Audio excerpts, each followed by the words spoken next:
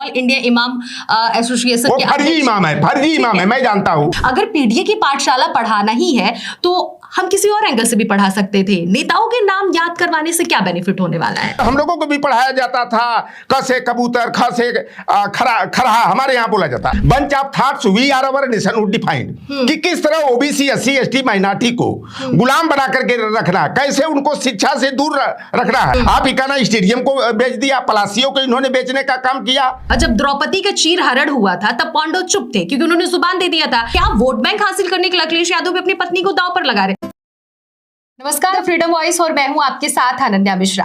हमारे साथ समाजवादी पार्टी के नेता लौटम राम निषाद जी जुड़े हुए हैं और तमाम आज समाजवादी पार्टी के विषयों पर बातचीत होगी कि समाजवादी पार्टी की तरफ से कई ऐसी खबरें सामने निकल कर आ रही हैं जिस पर लगातार सत्ताधारी सरकार बीजेपी वार कर रही है और ऐसे में समाजवादी पार्टी की तरफ से क्या कुछ रुख होने वाला है, इसको लेकर आज हम तमाम सवाल जवाब करेंगे। तो सबसे पहले सर, आपका बहुत बहुत स्वागत है हमारे चैनल में। धन्यवाद आपके चैनल के जो भी व्यूअर हैं, मैं आग्रह करूंगा लाइक करके, सब्सक्राइब करके, शेयर करके जनता तक सही बात पहुंचाने में मदद करें। जी अच्छा, ठीक है। सबसे पहला तो सवाल से शुरुआत करती हूँ कि इन दिनों डिंपल यादव बहुत ज्यादा सुर्खियों में बनी हुई हैं, जो समाजवादी पार्टी की भाभी कही जाती हैं, लोग उन्हें भाभी भाभी कहते हैं। उसके बावजूद भी सवाल इन सब के बीच में ये खड़ा हो जा रहा है कि जिस तरह से मौलाना साजिद रशीदी ने डिंपल यादव को लेकर विवादित बयान जो दिया, उसके बावजूद भी अभी तक अखिलेश यादव चुप्पी आखिर क्यों साधे हुए हैं सर? देखिए, साजिद रशीदी जो है भारतीय जनता पार्टी के कार्यकर्ता है। वह देश के प्रधानमंत्री नरेंद्र मोदी के बेहद करीबी है, मेरे प्रमाण भी है जी। और यह भारतीय जनता पार्टी का पक्ष रखने के लिए समय समय पर जो है कांग्रेस पार्टी पर उंगली उठाना हो, समाजवादी पार्टी अखिलेश यादव पर उंगली उठाना हो, तो यह भाजपा के पैरोकार बन करके यह डिबेट में जाते हैं। और मुझे मालूम है कि यह 5-5 हजार रुपया का लिफाफा लेकर के डिबेट में सहभागिता निभाते हैं। और यह भारतीय जनता पार्टी ने जो पटकथा तैयार किया डिंपल यादव के ऊपर कटाक्ष करने के लिए, तो एक मौलाना की भाषा इस तरह से आए कि उनकी पीठ दिखाई दे रही है, कहीं पेट दिखाई दे रहा है, सर पर पल्लू नहीं है, तो यह जानबूझ करके सोची समझी रणनीति के तहत जैसा भारतीय जनता पार्टी ने जो है मौलाना रशीदी को लेकिन सर, इन सब के बीच में सवाल ये भी खड़े हो रहे हैं कि मुस्लिम वोट बैंक कहा जाता है कि अखिलेश यादव के खेमे में गिरता है, मुस्लिम समुदाय अखिलेश यादव को सपोर्ट करता है। ऐसे में वो भी मुस्लिम समुदाय से हैं और उन्होंने तो साफ तौर पर एक मीडिया रिपोर्टर से कह दिया है कि वो मेरे पे नहीं बोलेंगे क्योंकि मैं एक मुस्लिम जाति से, उन्हें मुस्लिम वोट बैंक पाना है, इसलिए वो मेरे पे चुप्पी साधे हुए। अगर यही बात कोई हिंदू समाज से कोई व्यक्ति कहता है डिंपल यादव को लेकर, तो अब तक तमाम वार हो गए रहते। देखिए, ये मौलाना को आगे करके भारतीय जनता पार्टी उकसाना चाहती है। वो चाहती थी कि समाजवादी पार्टी के कार्यकर्ता काफी उबाल में आ जाए, उतावले हो जाए और इस तरह का मौलाना जो कि इस्लाम को अपमानित करने वाला बयान दिया है उसको नंगा करके दौड़ा दौड़ा के चट्टी चौराहे पर पीटते। वही चाहता था कि अखिलेश यादव जो है कि बौखलाहट में बयान दे। ये बार बार कुरेदने का प्रयास किया जा रहा। अखिलेश यादव टुटपुजिया नेता नहीं है, जैसा टुटपुजिया वो मौलाना फर्जी अखिल भारतीय मौलाना एसोसिएशन का अपने को राष्ट्रीय अध्यक्ष जो व्यक्ति बताता है। हमारे पार्टी के मुहिबुल्ला नकवी जी जो है कि रामपुर के सम्मानित सांसद हैं, जिस मस्जिद में उन्होंने बुलाया वहीं पर उनका आवास भी है। और इस तरह की जो ओछी टिप्पणी एक महिला के ऊपर मौलाना ने किया है, यह कटु निंदनीय है और ये बार बार उकसाने का प्रयास किया जा रहा है। कहीं पीस पार्टी के लोग, कहीं जो है कि एमआईएम के लोग, कि उनकी पत्नी पर जो है कि इस तरह कटाक्ष किया गया और अखिलेश यादव चुप्पी साधे। अखिलेश यादव जी ने साफ तौर पर कह दिया कि भारतीय जनता पार्टी की सरकार है और आज तमाम लोग महिलाओं के ऊपर जो है कि इस तरह वो टिप्पणियां कर रहे हैं, लेकिन भारतीय जनता पार्टी चुप्पी साधे हुई है। क्या अखिलेश यादव गाली गलौज की भाषा करेंगे? अखिलेश यादव जो है गाली गलौज की भाषा का प्रयोग नहीं करेंगे, ठीक है। सबसे पहले तो मैं एक चीज का करेक्शन कर दूं, वो ऑल इंडिया इमाम एसोसिएशन के फर्जी इमाम है, फर्जी इमाम है, मैं जानता हूं, ठीक है। उनकी तरफ से ये आ रहा है कि उसके वो अध्यक्ष है, ठीक। अब दूसरी तरफ सवाल ये खड़ा हो जा रहा है सर कि तमाम भारतीय जनता पार्टी के नेता हैं, सबसे पहले तो उन्होंने वार किया अखिलेश यादव को लेकर। इन सबके बीच में ये भी सवाल खड़ा होता है कि आज से कई सौ वर्ष पूर्व जब द्रौपदी का चीर हरण हुआ था तब पांडव चुप थे क्योंकि उन्होंने जुबान दे दिया था, शतरंज में अपनी पत्नी को दांव लगा दिया। तो क्या वोट बैंक हासिल करने के लिए अखिलेश यादव भी अपनी पत्नी को दांव पर लगा रहे? उन्हें कुछ तो बोलना चाहिए सर, क्योंकि सत्ताधारी सरकार, अब आप कहेंगे कि बीजेपी का काम है वार करना, उसके पास कोई मुद्दा नहीं है, लेकिन आज समाज भी पूछ रहा है कि हमारे समाज के नेता अभी तक अपनी पत्नी के लिए चुप्पी क्यों साधे हैं। देखिए, भारतीय जनता पार्टी को चिंता बड़ी हुई, एक तरफ मौलाना को आगे करा करके इस तरह की टिप्पणी कर घृणित और गंदी मानसिकता का परिचय दिलवाया, दूसरी तरफ भारतीय जनता पार्टी वालों को डिंपल यादव की ज्यादा चिंता हो गई कि डिंपल यादव के सम्मान में भारतीय जनता पार्टी मैदान में, और दूसरी तरफ हमारी पार्टी का एक कार्यकर्ता, उसने पूछा, ये मौलाना जो है कि एक डिबेट में गया और वहां पर मैंने मालूम किया कि 18 साल की हमारी बेटी बहन भतीजियां हैं, कोई 20 साल की है, उनको जो है कि आंटी कह करके बोल रहा है, और नौजवानों को जो है कि ताऊ कह करके बोल रहा है। तो हमारा कार्यकर्ता जो कुलदीप भाटी था, गुर्जर समाज का, ये मौलाना भी कन्वर्टेड गुर्जर है, गुर्जर जाति का ही है, तो इसने पूछा कि आप जो है कि कैसी भाषा का प्रयोग कर रहे हैं, आप बेटियों को जो है आंटी कह करके जो है कि बोल रहे हैं और बच्चों को जो है कि ताऊ कह करके, आप किस समाज से ताल्लुकात रखते हैं? उसने कहा मैं गुर्जर समाज का हूं।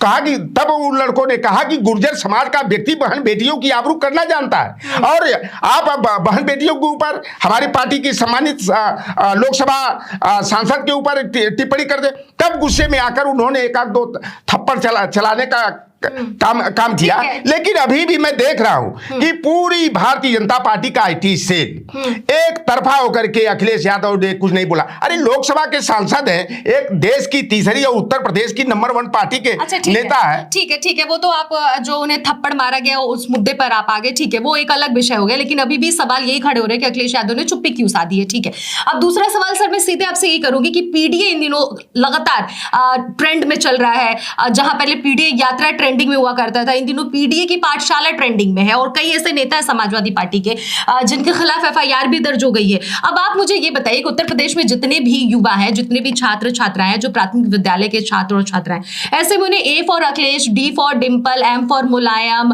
और डी फॉर अंबेडकर की भी चर्चा, ए फॉर अंबेडकर की भी चर्चा हो रही है, सी फॉर चौधरी चरण सिंह की भी चर्चा हो रही है। क्या ये पढ़ाना उचित लग रहा है आपको? अगर पीडीए की पाठशाला पढ़ाना ही है तो हम किसी और एंगल से भी पढ़ा सकते थे। नेताओं के नाम याद करवाने से क्या बेनिफिट होने वाला है? देखिए, पहली बात यह है कि जैसा पीडीए की आपने चर्चा किया, पीडीए पाठशाला की बात किया, 60 के दशक में जो आरएसएस के दूसरे संघ प्रमुख हुए गोलवलकर जी, उन्होंने 2 किताबें लिखा है, मैं उसका कुछ मूल भाव भी आपको दे दूंगा। Bunch of thoughts we are our nationhood defined, कि किस तरह ओबीसी, एससी, एसटी माइनॉरिटी को गुलाम बना करके रखना, कैसे उनको शिक्षा से दूर रखना है, अगर वह शिक्षा संघर्ष करके हासिल भी कर लेते हैं तो कैसे उनका मनोबल तोड़ना है। इस सारी नीतियां जो गोलवलकर ने सुझाया था, जहां जहां भारतीय जनता पार्टी शासित राज्य है, उत्तर प्रदेश हो, चाहे उड़ीसा हो, मध्य प्रदेश, राजस्थान, गुजरात हो, वहां पर जो है हजारों हजार की संख्या में उत्तर प्रदेश में जो है कि 27,822 प्राथमिक विद्यालय, परिषदीय विद्यालय, जहां के गरीब के, गुरबे के, पिछड़े के, दलित के, वंचित के, आदिवासी के बेटे बेटियां पढ़ने जाते हैं, उन विद्यालयों को बंद करने की प्रक्रिया में इन्होंने 5000 विद्यालय को बंद किया।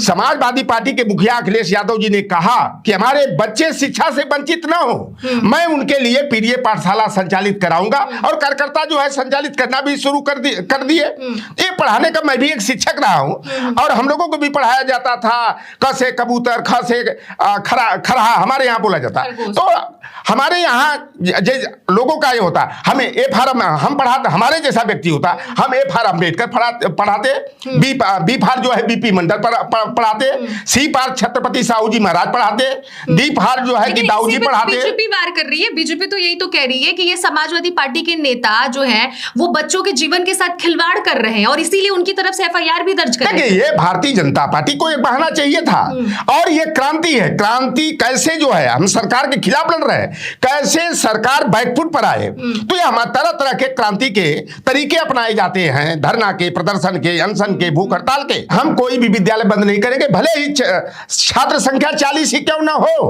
अगर समाजवादी पार्टी मुखर होकर के पीडीए पाठशाला की बात को धार नहीं देती, और हमारे लोगों ने जो ये बातें किया, एक ये आग लगाने का काम किया। संदीप सिंह तो उस प्रेस कॉन्फ्रेंस में आपकी ही पार्टी पर वार करते हुए नजर आए, जहां एक तरफ आप लोगों की तरफ से ये बातें कही जा रही थी कि हमारा प्रदर्शन रहा, हमने इस पे आवाज उठाई, तब जाके संदीप सिंह को अपने फैसले से वापस आना पड़ा, तमाम बिंदुओं पर उन्होंने फैसले सुनाए, लेकिन वो ये भी कह रहे हैं उस प्रेस कॉन्फ्रेंस में कि समाजवादी पार्टी की जब सरकार थी तो स्ट्रेचर पर था शिक्षा व्यवस्था, वो क्या हम पर सवाल खड़े करेंगे, इस तरह से उन्होंने बात की। देखिए, सब भारतीय जनता पार्टी, मैं आपसे जानना चाहता हूं, लखनऊ का ही ले लीजिए, दूर मैं नहीं जाना चाहता।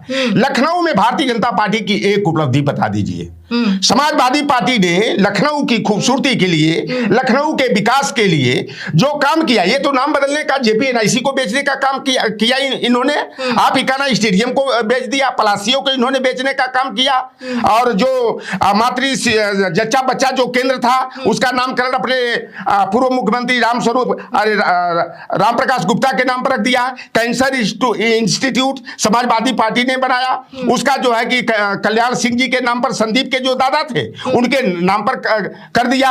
हमने यूपी 100 चलाया कि कानून व्यवस्था को चुस्त दुरुस्त करने के लिए, इन्होंने यूपी 112 कर दिया। तो कौन सी पुलिस व्यवस्था में जो है मजबूती आ गई, कौन सी शांति व्यवस्था, कानून व्यवस्था जो है कि मजबूत हुई। तो भारतीय जनता पार्टी का काम केवल देखा जाए तो ये नाम बदलना, रंग बदलना, यही तो इनका काम है, कोई उपलब्धि नहीं है। ये केवल धर्म के नाम पर, जाति के नाम पर नफरत की राजनीति पैदा करके, हिंदू मुसलमान, भारत पाकिस्तान करके, पहले जो शुरू किया इन्होंने यादव गैर यादव का किया, दलित अति दलित का किया, पिछड़ा अति पिछड़ा का, ये मुद्दा केवल जो है कि इस तरह उछाल करके ये नफरत की राजनीति करने का काम करते हैं। अंसारी के जो बेटे हैं, बीते दिन ही उनकी गिरफ्तारी हुई है, उमर अंसारी की।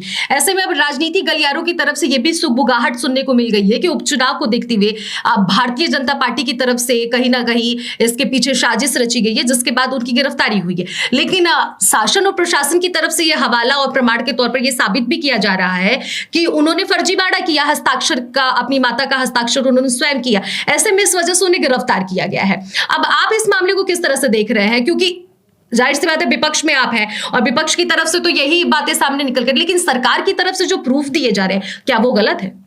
देखिए, भारतीय जनता पार्टी का एक सबसे बड़ा तरीका रहा है वोटों का बिखराव। एक तो जैसे मौलाना को बुलवा करके वोटों का बिखराव का एक तरीका अपनाया कि समाजवादी पार्टी के लोग आक्रामक हो जाएं और मुस्लिमों में एक गलत संदेश जाए कि समाजवादी पार्टी के लोग, मुस्लिम जो उनका कोर वोट बैंक है और समाजवादी पार्टी ये मुआई फैक्टर की पार्टी है, ये जो है कि मुसलमानों से टकराने का काम करे। इस पर यह सरकार बैकपुर पर आ गई।